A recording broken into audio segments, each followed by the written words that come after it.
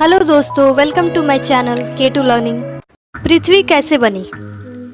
ब्रह्मांड और दुनिया हमेशा से ही इंसानों के लिए रहस्य का विषय रहे हैं। आज इतनी साइंटिस्ट की प्रोग्रेस के बावजूद हमारी धरती पर कई ऐसे रहस्य मौजूद हैं जिनका पता लगाना वैज्ञानिकों के लिए लगभग नामुमकिन है। पृथ्वी की उत्पत्ति के बारे में वैज्ञानिक मानता है कि लगभग 5 अरब वर्ष पूर्व अंतरिक्ष में कई गैसों के एक साथ मिलने से भयंकर विस्फोट हुआ, एक्सप्लोजन हुआ। इससे आग का एक विशाल गोला बना जिसे अब हम सन कहते हैं। धमाका इतना जोरदार था कि चारों तरफ धूल के कण फैल गए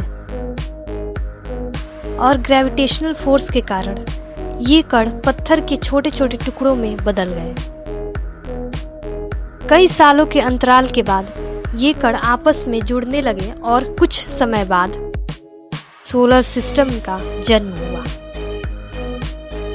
और इस तरह लाखों साल बाद ग्रेविटेशन के कारण पत्थर और चट्टान आपस में जुड़ने लगे। इस तरह धरती आग के गोले के रूप में पैदा हो रही थी। 4.5 अरब साल पूर्वी पृथ्वी का तापमान 1800 डिग्री सेल्सियस था। ऐसे समय में धरती पर सिर्फ उबलता हुआ लावा, चट्टानें और कई जहरीली गैसें हुआ करती थी। ऐसे में पृथ्वी पर जीवन का अस्तित्व होना असंभव था। पृथ्वी की उत्पत्ति के समय थिया नाम का एक प्लैनेट था जो 50 किलोमीटर प्रति सेकंड की गति से पृथ्वी की ओर बढ़ रहा था।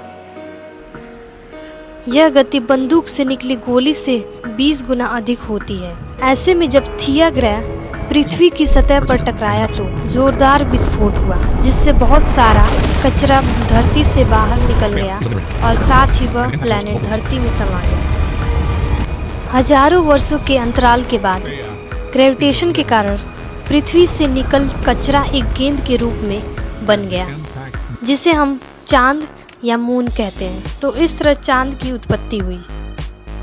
पृथ्वी की उत्पत्ति के बाद अंतरिक्ष में बची शेष चट्टानें पृथ्वी पर गिरने लगी। इन चट्टानों में अजीब प्रकार के क्रिस्टल होते थे जिन्हें आज हम नमक के रूप में इस्तेमाल करते हैं।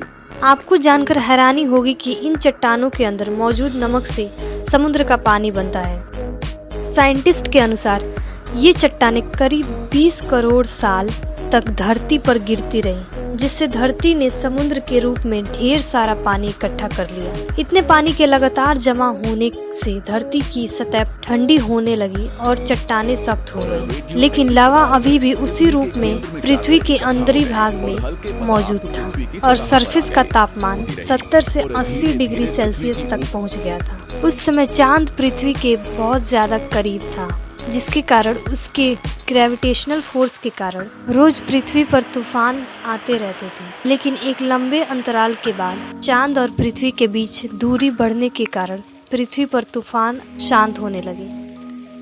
धरती पर जीवन की इस यात्रा के दौरान 3.8 अरब साल पहले पानी की उत्पत्ति हुई थी। धरती पर लगातार ज्वालामुखी फट भी रहे थे और साथ ही उल्का पिंडों की बारिश भी हो रही थी।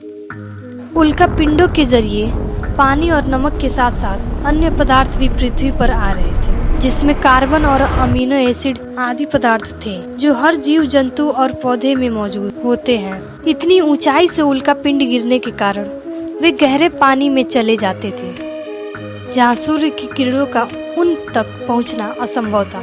बाद में ये उल्का पिंड ठंडे होकर पानी में जमने लगे। इसके बाद यह एक तरह से चिमनियों का आकार लेने लगे और ज्वालामुखी की दरारों में पानी घुसने से चिमनियों से धुआं निकलने लगा, जिसने बाद में एक तरह की केमिकल सूप का रूप ले लिया। इससे पृथ्वी पर माइक्रोस्कोपिक लाइफ प्रारंभ हुआ और पृथ्वी पर सिंगल सेल बैक्टीरिया की उत्पत्ति हुई। पृथ्वी की उत्पत्ति के टाइम जब समुद्र की निचली सरफेस पर पौधे और पत्तियां उग रही थी और उन पर जीवित जीवाणु उत्पन्न हो रहे थे। वैज्ञानिक भाषा में इन्हें स्ट्रोमेटोलाइट कहते हैं। ये अपना भोजन सूर्य की किरणों से बनाते हैं और इस प्रक्रिया को वैज्ञानिक रूप से फोटोसिंथेसिस कहते हैं। फोटोसिंथेसिस की प्रक्रिया में सूर्य का प्रकाश कार्बन डाइऑक्साइड और पानी को ग्लूकोज में परिवर्तित करता है। इसके साथ ही इस प्रक्रिया में बाई प्रोडक्ट के रूप में ऑक्सीजन गैस बनती है, जो मनुष्य के लिए महत्वपूर्ण वायु है।